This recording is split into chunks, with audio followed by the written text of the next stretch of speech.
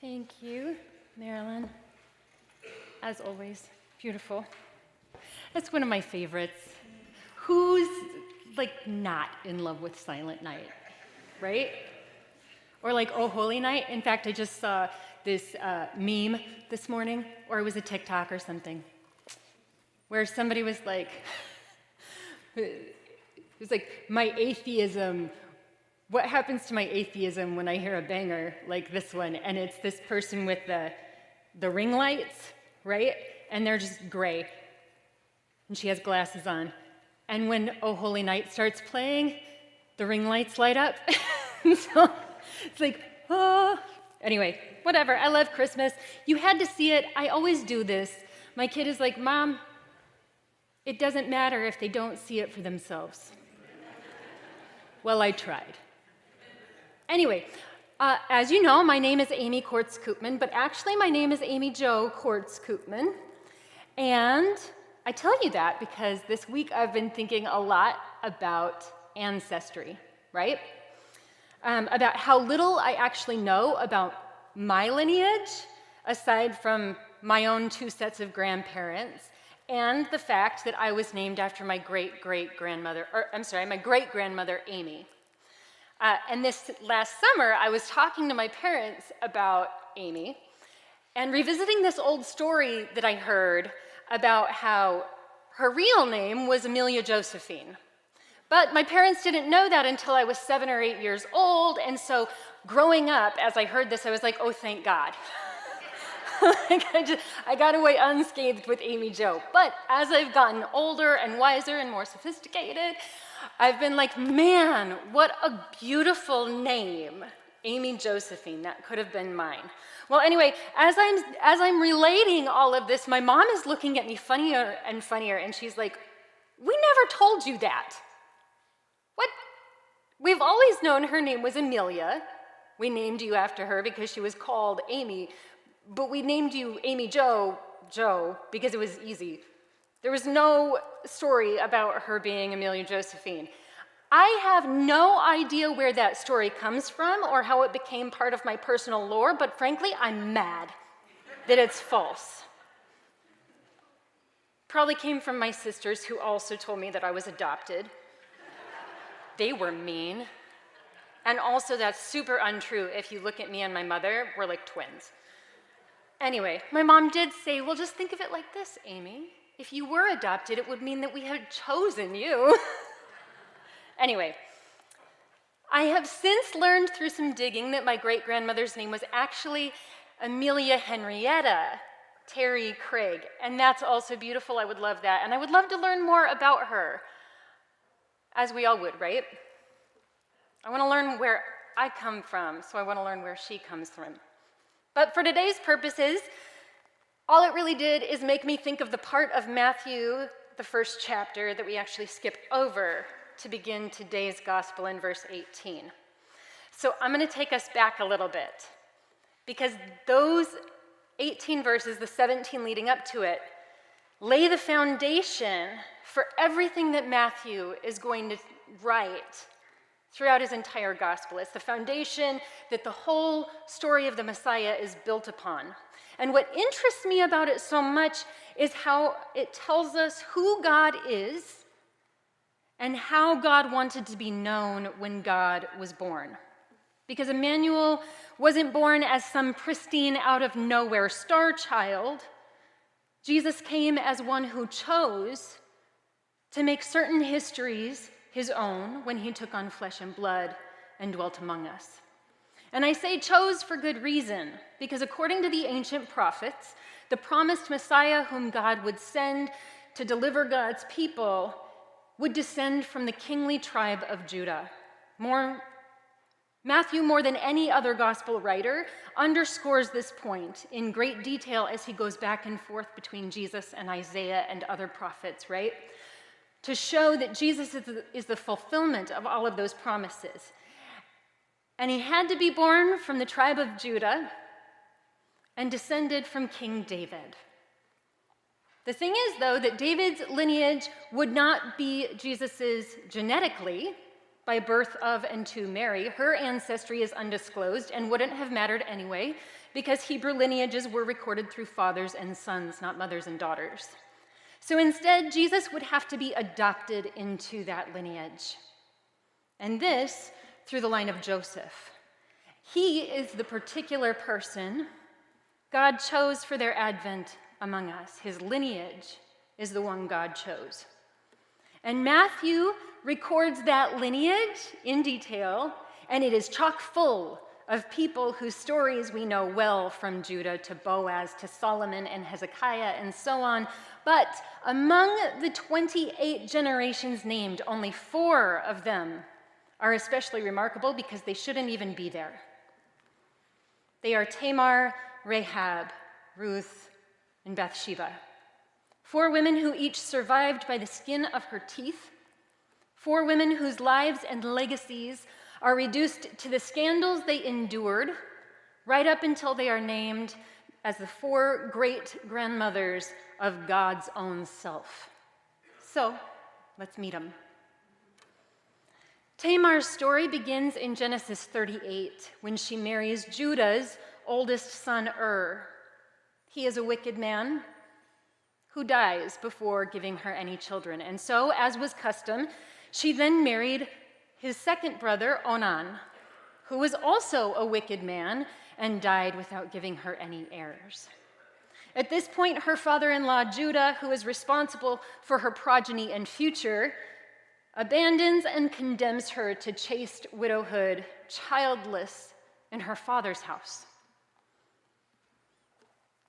There, she waits and waits and waits and waits and waits. And after years of waiting for justice, she finally takes matters into her own hands, subverts Judah's abandonment and condemnation, and compels him to fulfill his sacred obligations to protect and honor her. Ultimately, she gives birth to Judah's 2 twin sons, which sounds really weird, and it is really weird, but it goes according to custom. Just go with it, read the story, Genesis 38. And this is important because it is through one of those sons, the oldest, Perez, that Tamar becomes the great-great-great-great-grandmother of Boaz. You know Boaz. But Boaz was also the son of Rahab. Did you know that?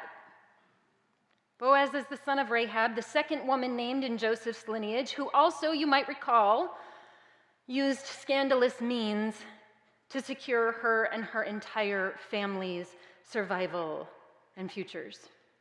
And thank God she did, because her son Boaz would famously marry Ruth, the 3rd woman in Joseph's lineage. And just like both Tamar and Rahab, she used her own feminine wiles to uncover Boaz's feet, which is a biblical euphemism for you know what. And so persuade him to fulfill his obligation as her kinsman redeemer, rescuing her and her mother-in-law Naomi from certain destitute. It was a love story for the ages, right? Whole book dedicated to it.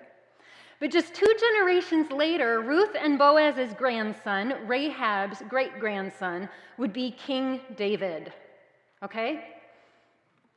This is the king who sent for and took Bathsheba, known only in Matthew's gospel as the wife of Uriah. And from that great tragedy, Bathsheba would give birth to Solomon, the 24th great-grandfather of Jesus, the God-child, who was adopted by his father Joseph into a lineage of some great and terrible men. And, so importantly, some of the most cunning and strategic and scandalously subversive women in God's ancient story. All of these extraordinary women deserve more than a sermon. Indeed, they deserve a deep dive into their lives, their survival, all they overcame and did to become the matriarchs of Christ's family, the mothers God chose as God's own. But for today, it is enough just to see why Joseph's particular lineage matters.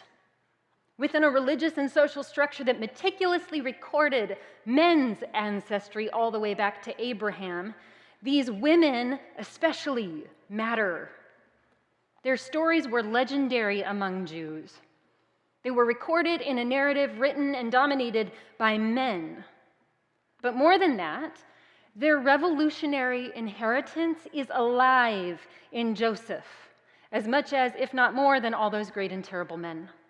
This we know because we can see it beating like a heart in today's short gospel, which from the very beginning shows us who Joseph is.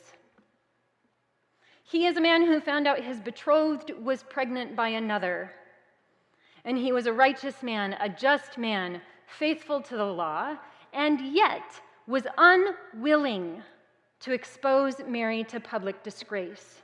So he resolved to divorce her quietly. Remember, Joseph's ancestor Juda sought the death of Tamar when he heard what she had done. And King David killed Bathsheba's husband Uriah so that he could take her as his own. This after his own sin had found him out. Those were just two of the many shameless men who today would have featured prominently in certain files.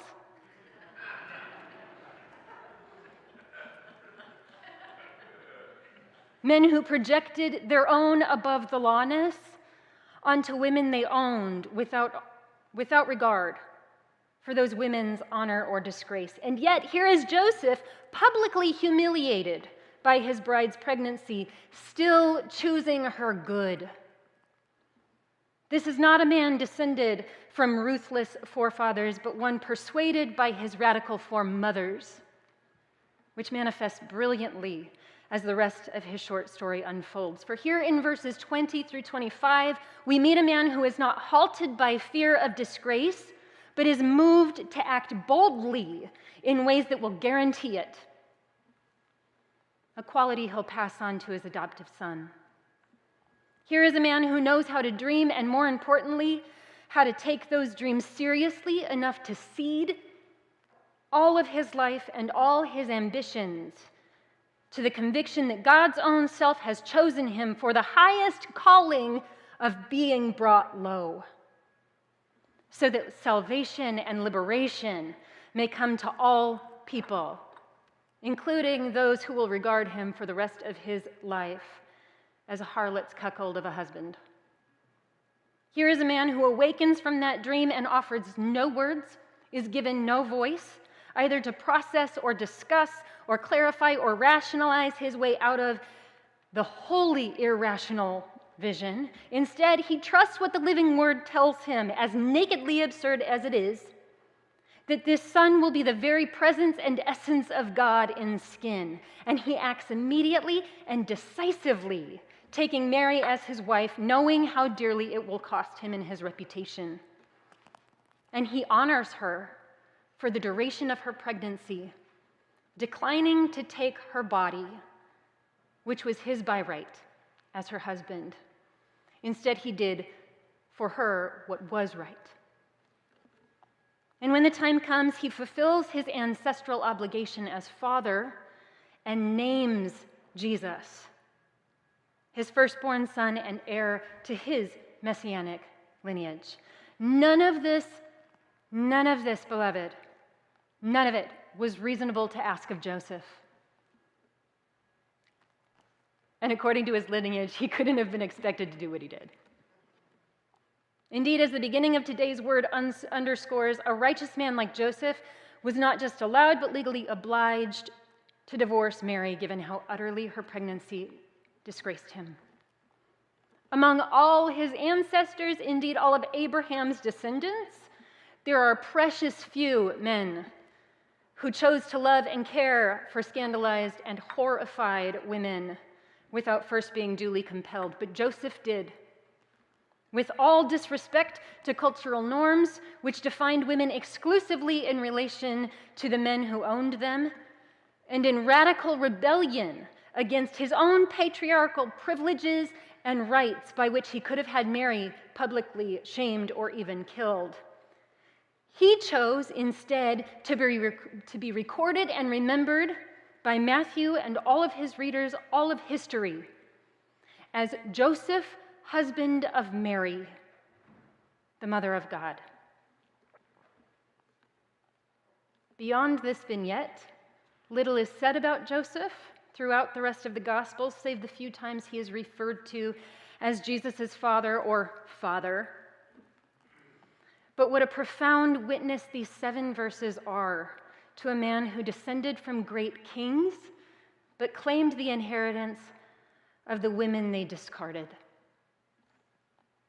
Most of us, I bet, descend from ancestors as storied as Joseph's.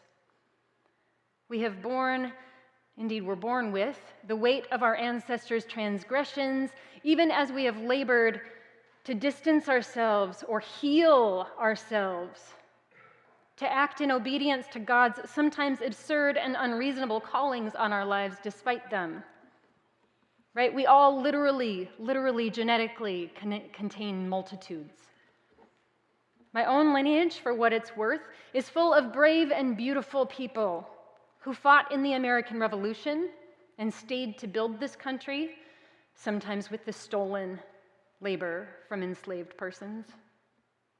Some of them crossed oceans with pennies in their pockets to make a life in a new land, albeit land that was stolen from displaced indigenous tribes. They were people who loved God deeply and also passed down to me a myriad of redemptive and repulsive beliefs, revolting secrets, hidden truths, moments of pure selflessness, and also devastating acts of weakness. This is my legacy. I am also, as far as I can tell, the first in my family from both sides across many generations to come out as bisexual. Mine is a family that exclusively acknowledges and affirms a strict cis-heteronormative binary and finds nothing about my identity to be as public or proud of as I am. I'm the first woman pastor in a huge tree of pastors who to this day do not acknowledge my pastoral calling because women are to be obedient wives, mothers, and homemakers. We have no business in the gospel. God bless you. Amen. And because I have chosen to be honest, I have been chosen. But because I have chosen to be honest about all of this and open about it, I have also been cut off from many relatives. Generational curses abound, which is just to say that I, in some small measure, think I do understand what it cost Joseph to listen to God, to choose Mary and Jesus, and all the risk and disgrace attendant to it. Maybe you do too. But I am also convinced that while I do not know all of their names or any of them, I am not, because I cannot be, the first queer preacher in my family's lineage. And so I lean on my unnamed ancestors to cover and sustain me in this increasingly dangerous and tyrannical time, to keep me radical and subversive and wise as I listen for God and say yes to taking bold risks and acting immediately to do what is just, especially when it is costly. And to do like Joseph and break ancient patterns, to carve new family lines for my own and future generations to be our full, resplendent selves, bearing God to this world in majestic and mundane and all manner of ways for the salvation and liberation and restoration of all God's creation. That is the legacy we get to choose, along with Joseph and all his great-grandmothers. All praise be to Christ, his beloved Son, whose birth we still and always await. Amen, amen, and all the people said, Amen.